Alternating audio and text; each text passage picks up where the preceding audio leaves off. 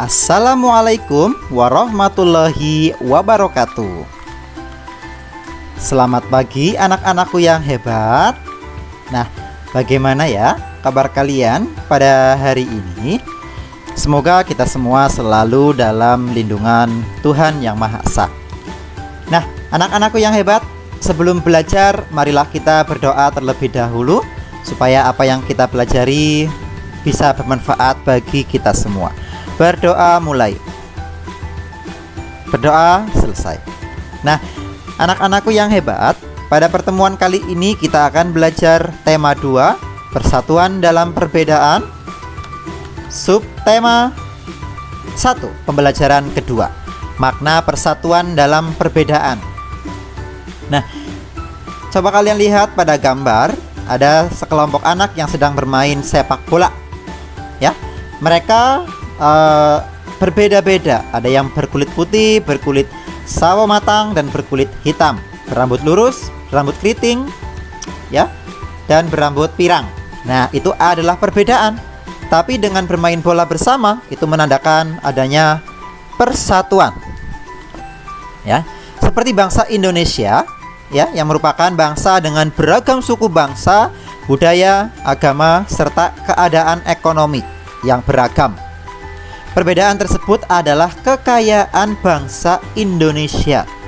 Ya, jadi adanya perbedaan itu malah sebuah kekayaan bagi negara kita.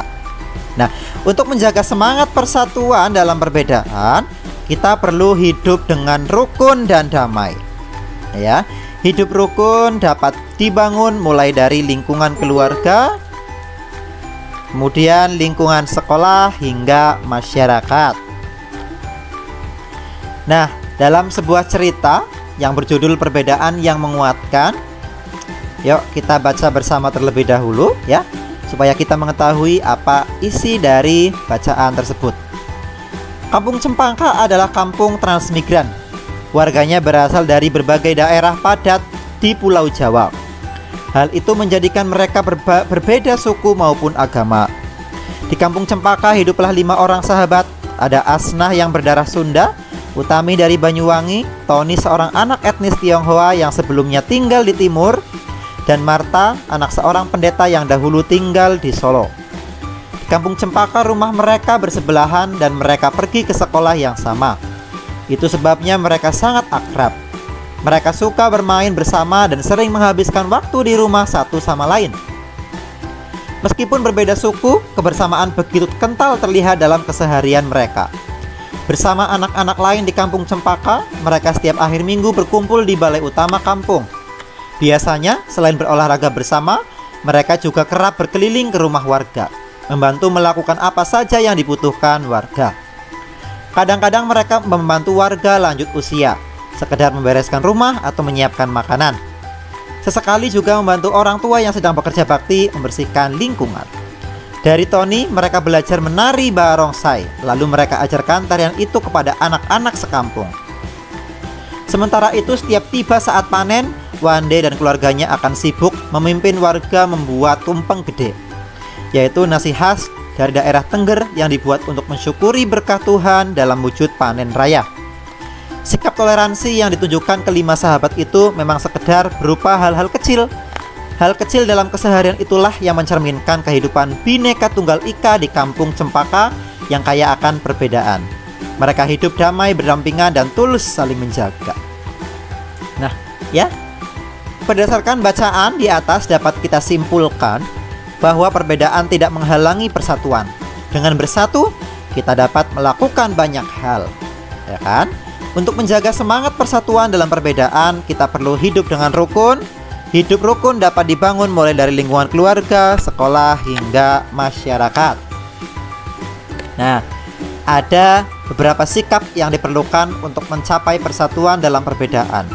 Sikap tersebut perlu diterapkan oleh semua anggota masyarakat, ya.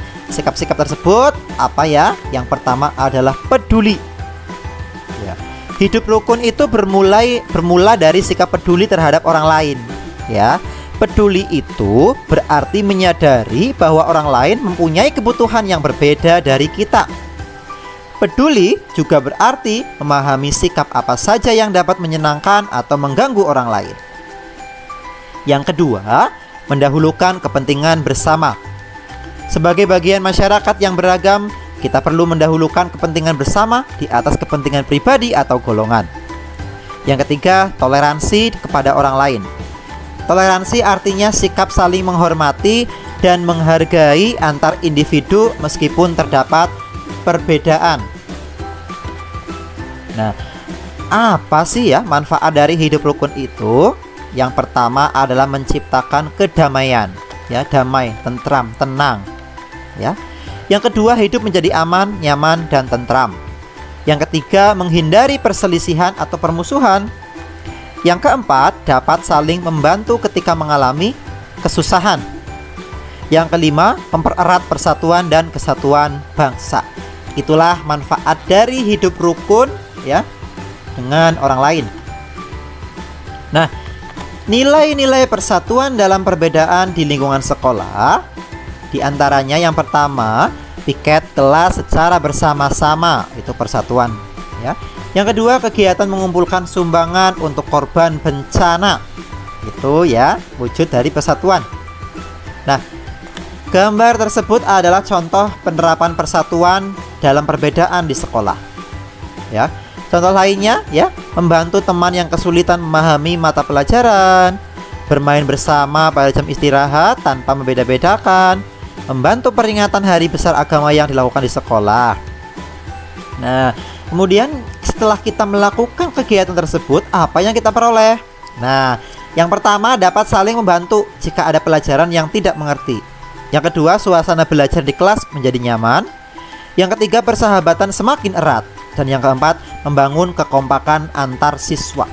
Itu dia manfaat yang kita peroleh, ya, setelah melakukan hal-hal tersebut.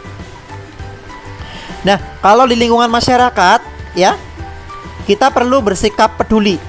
Kita harus membantu tetangga atau kawan kita yang memerlukan bantuan.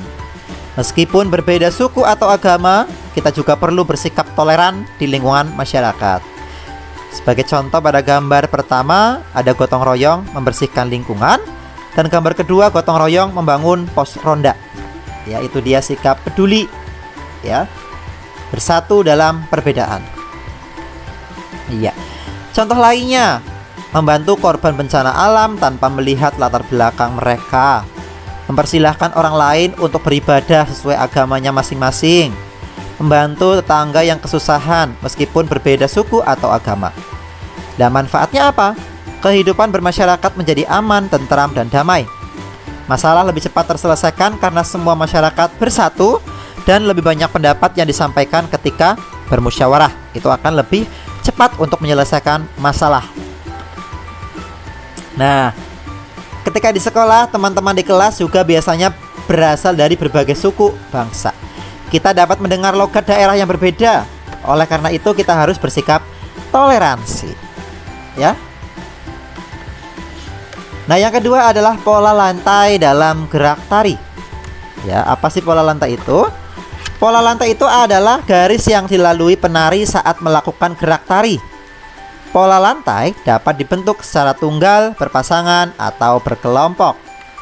Terdapat dua pola garis dasar pada pola lantai, yaitu pola garis lurus dan garis lengkung. Nah, ini dia pola garis lurus, ya. Ada pola garis horizontal, pola garis diagonal, pola vertikal, pola zigzag, pola segi empat, pola segi lima, pola segitiga. Sedangkan pola garis lengkung ada lengkung ke depan, lengkung ke belakang, pola angka 8, dan pola lingkaran. Nah, sebagai contoh, tari saman dari Aceh menggunakan pola lantai garis horizontal, ya, lurus samping. Sedangkan pola tari sekapur siri dari Bengkulu menggunakan garis lengkung ke depan.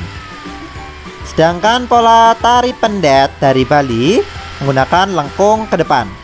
Dan tari piring dari Sumatera Barat menggunakan garis lurus atau segi empat. Nah, itulah tadi beberapa pola lantai yang kita pelajari pada hari ini, ya. Semoga apa yang Pak Guru sampaikan bermanfaat, ya. Wassalamualaikum warahmatullahi wabarakatuh.